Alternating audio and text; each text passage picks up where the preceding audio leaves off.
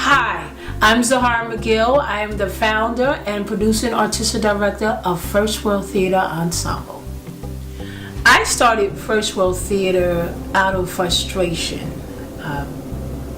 It was a frustration of not seeing enough images on stage of African Americans. So what do we have to leave our children? The only thing we have right now is our stories. So it's important that our stories stay intact so that we can leave that legacy. That's why it's important for black theaters to survive. Unfortunately, right now, we have a slew of black theater companies that had to close down. Personal opinion, I don't know that I agree that there's a demise. I think what there's a demise of is what we have grown to understand the black theater as being. And in truth, if you look at what's going on in Freedom Theater in Philadelphia, there's really only 4 left.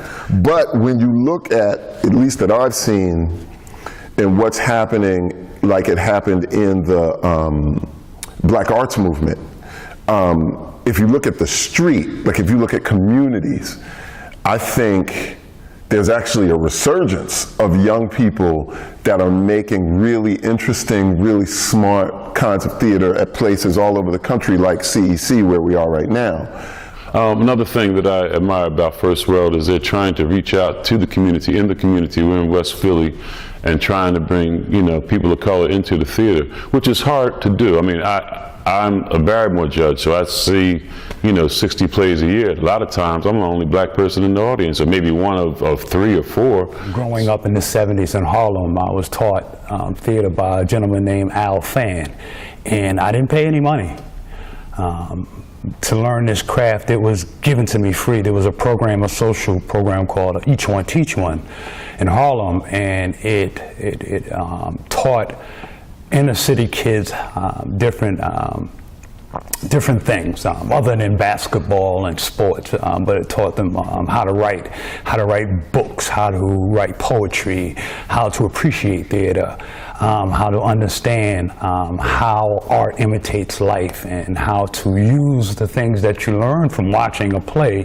how they can factor in to your own life and be a resource. So these are some of the things I learned, and had it not been for theater, I don't know, I probably would be dead or in jail somewhere. I know the impact that it had on me, and as a father, as an African American male, I find a responsibility to give it back. So we have to take our responsibility as artists seriously, and that means giving back. That means, being in your community, being vocal, and not just going along with the hustle, because it's a lot of us, I feel like in my generation, it's so important to be about that paper and get that money.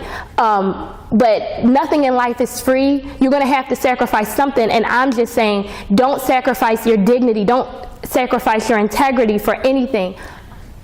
I really don't feel that older African American women get the number of roles that I'd like to see. A lot of these plays, and a lot of them are like fluff plays. My man done left me, or I'm so fine and hip and I can't stand her, and hating this one, hating that one.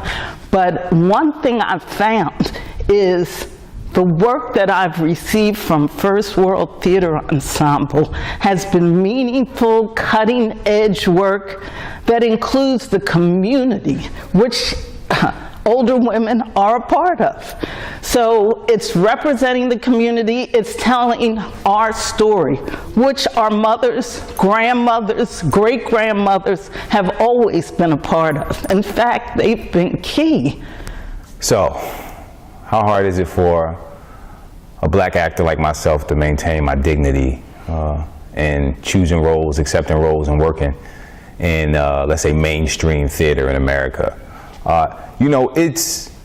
It's actually more difficult than you might think in the 21st century, to be quite honest.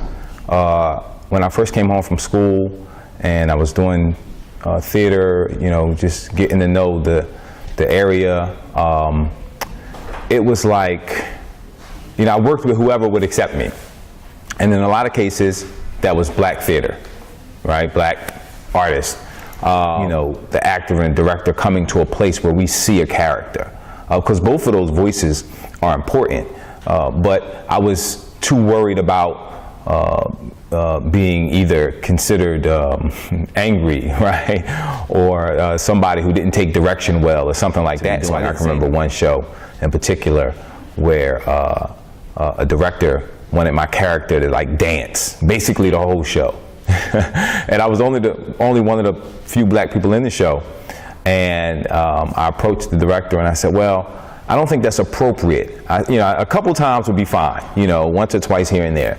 But to be this jovial, dancing character amongst all these other white characters, and that's not what they do, you know, brings back memories of minstrelsy.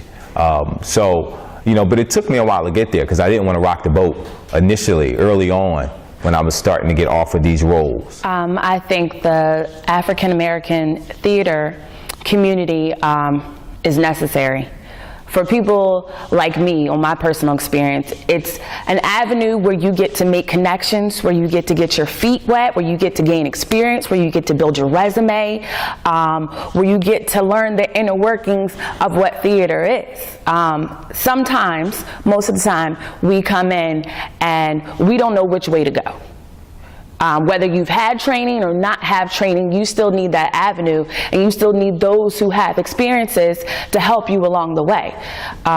So yes, I think companies like First World are necessary. They're also necessary for the communities, whether it's the story that they're telling that is speaking about a current situation or a time, whether it's just talking about the youth, whether it's talking about building yourselves up. It is a communication.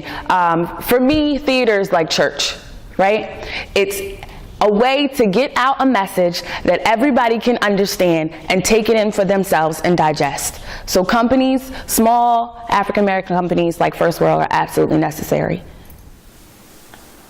I think it's important that we don't just do theater, that we become active and become activists in our community. Why? Because our communities are dying. And because people don't understand that art is a healing format for us. Why? Because we do theater different than other people. You go see our other brothers and sisters in their theater, good work, wonderful. But when you come to a black experience of theater, you're not just seeing words and body movement and things like that. What you're seeing is you are seeing a spiritual journey. That's what makes us different. We are spiritually, whether we want to believe it or not, connected to our ancestors. And as we hit the stage, those ancestors jump off the page into who we are. So that's why you see a slight difference in black theater. And it's important that we get involved in the community because people understand that art can heal.